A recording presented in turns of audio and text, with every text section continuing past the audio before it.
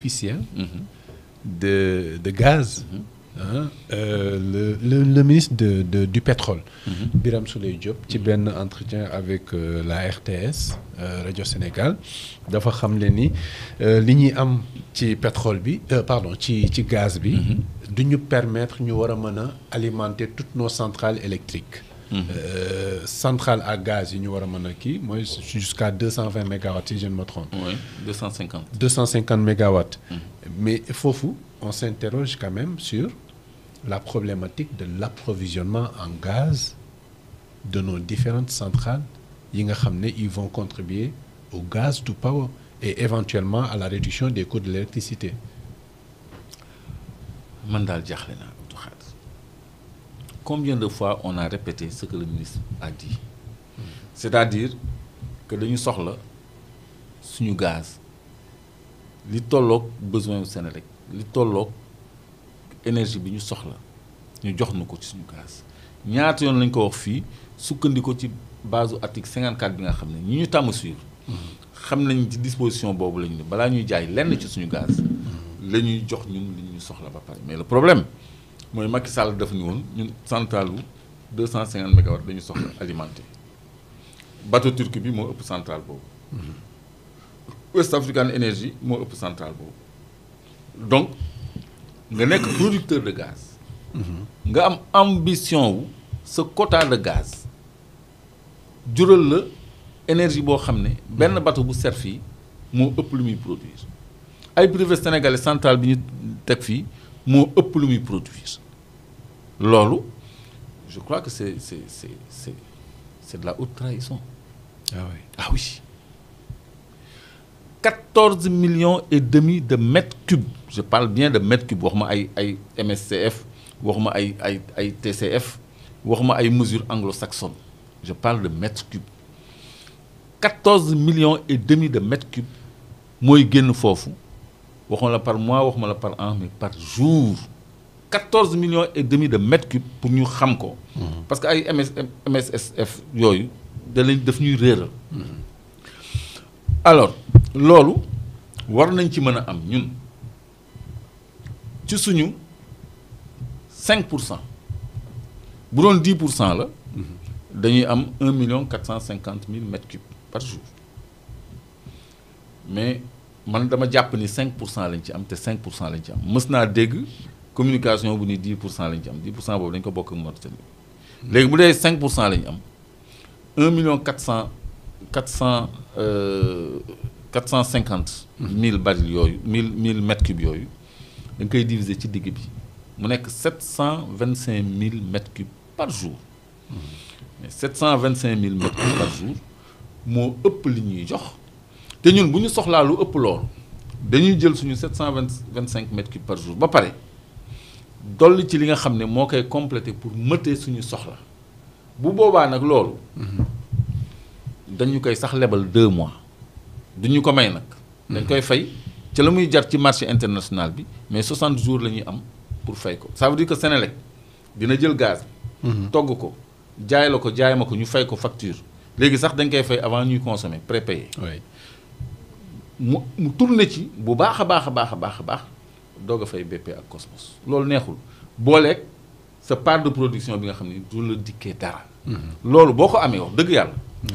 kilowatt heure 25 francs bu ko fi jaree cher na léegi nag li Macky négocié woon ñu 250 mégawatts la soxla loolu la nguur gi war a renégocier waat te ñun yàgg nañu wax ni nguur gi dafa war a renégocier waat la part de production revenant aux besoins intérieurs te ñu tuddee ko DSO. yow léegi xam nga lu DSO wax ko téléspectateurs yi. domestic supply obligation pour dëppale ko ak suñu réel besoin énergétique parce qu'on a le projet gas to power.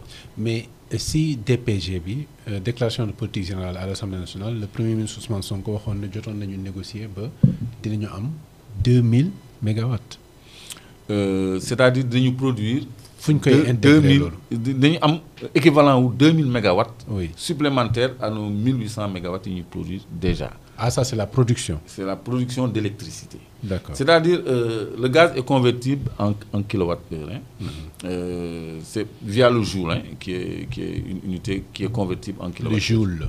Le joule, le kilojoule. Ouais. Donc, damay bañ a dugg ci ay sànq def naa tuuti arithmétique mais doy na quoi. Doy na, ouais. Voilà léegi le gaz là. Premier ministre Ousmane Sonko ci déclaration de politique générale bi dafa ne woon. Dinañu négocier pour am équivalent wu 2 mégawatts. 2 mégawatts ça dépasse notre consommation actuelle bu dolleekoo ci 1800 ñuy consommer actuellement je crois que am nañu autosuffisance énergétique.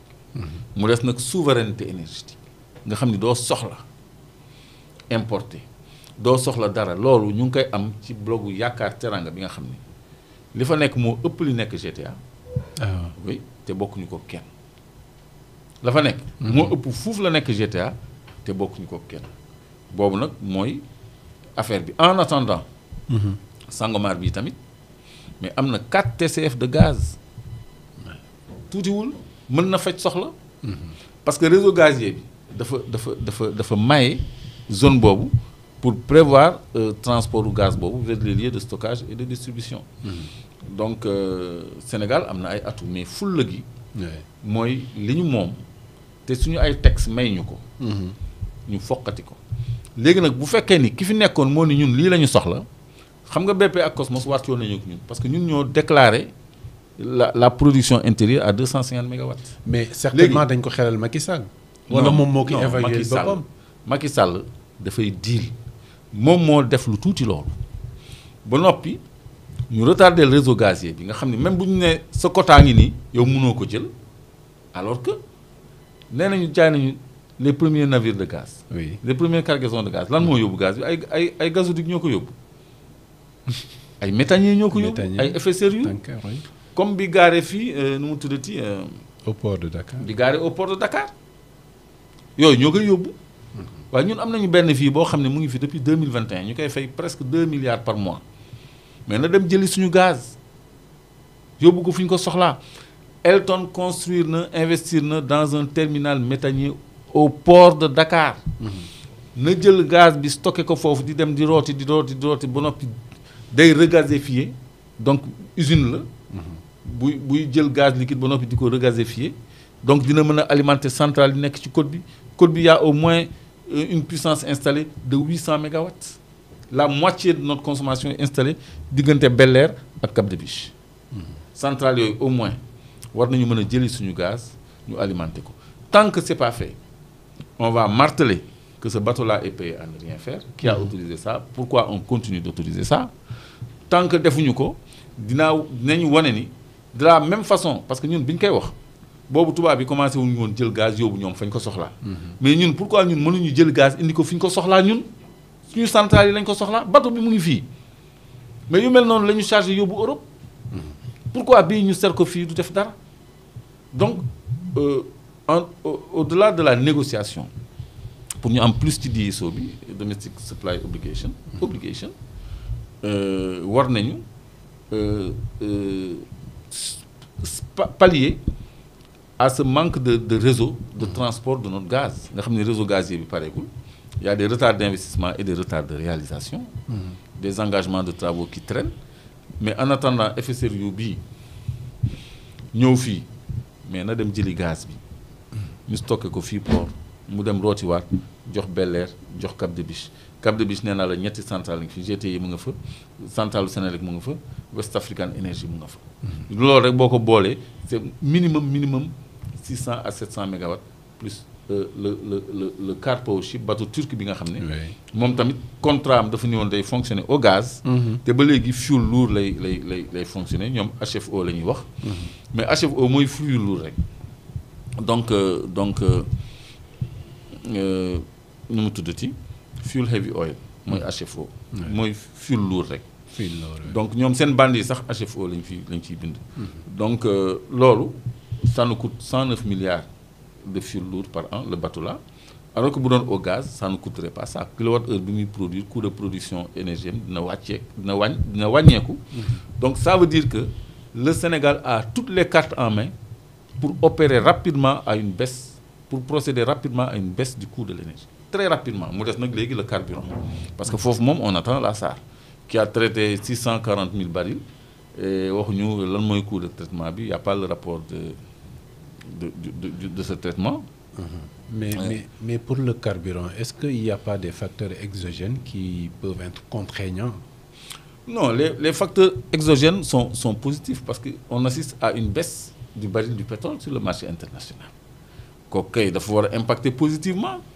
Le contraire aurait été un problème. Ce fait qu'on est baril de approcher ou dépasser les $100, boba ci lay metti parce que dans un jeu de péréquation et de subvention pour l'État et sa trésorerie pour maintenir les prix à un niveau supportable par les consommateurs pour ne pas créer des problèmes sociaux ou une inflation généralisée.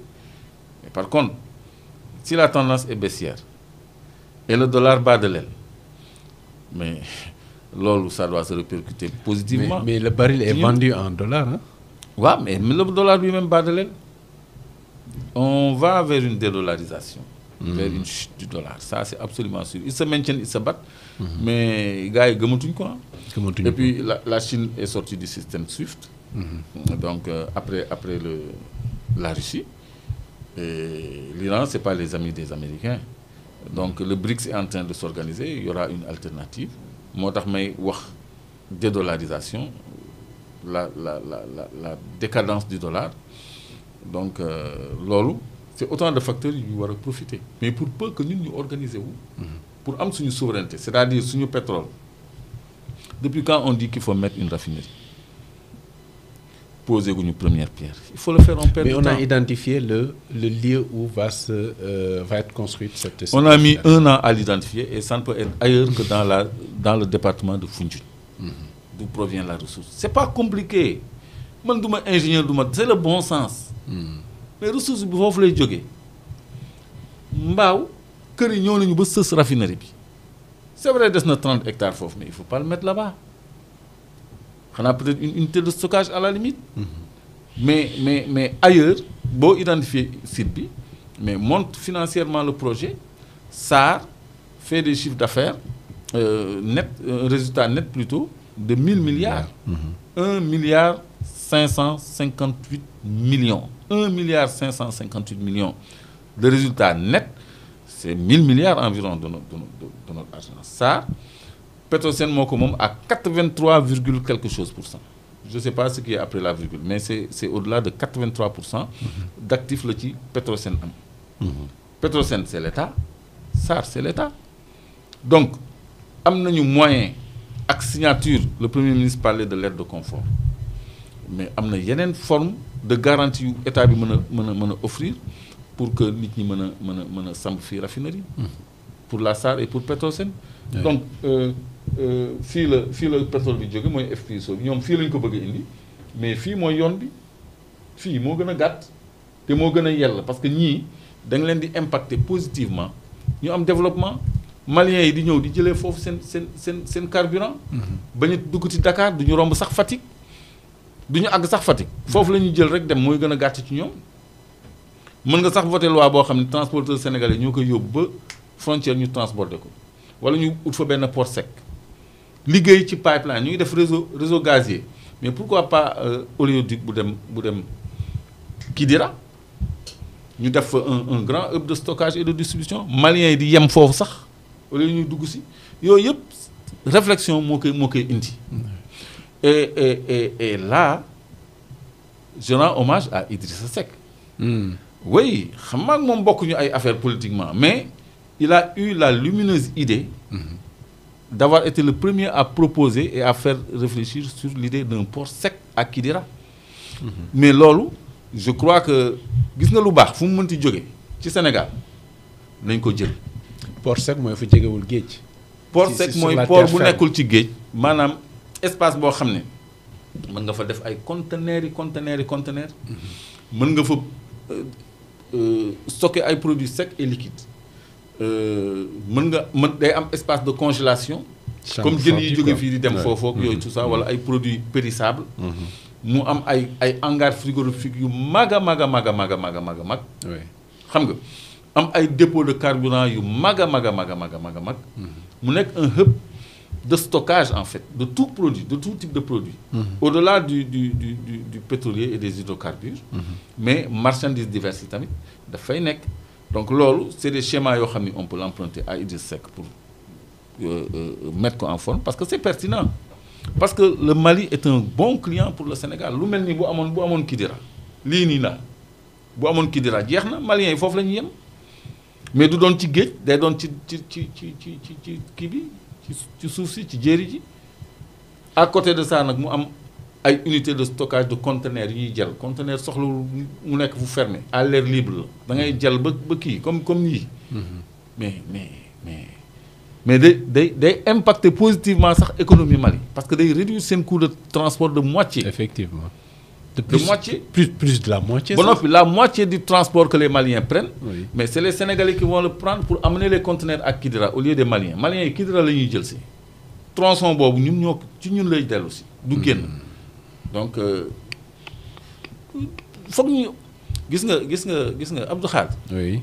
Il faut pas ñu xeeb xalaatu kenn.